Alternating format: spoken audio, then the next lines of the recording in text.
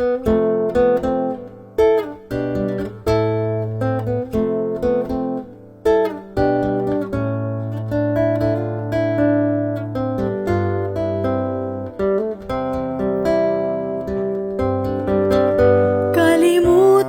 mo na ang nakaraan, ngayon'y nakalaan ang buhay mo sa ating Panginoon.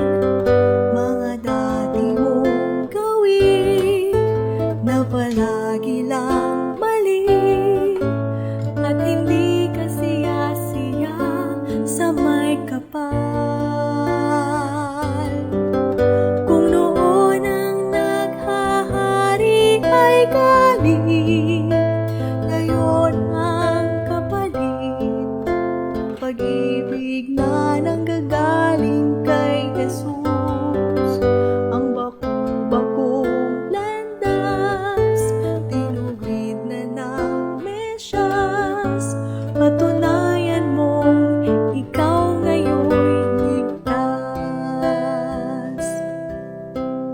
Mayroon bang tuwid ang isip na naglinis at nagbihis, ngunit ang isinuot ay dati niyang damit?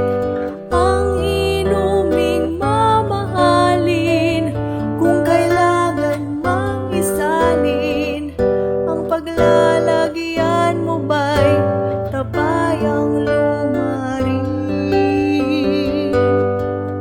Kalimutan mo na ang nakaraan, ngayon'y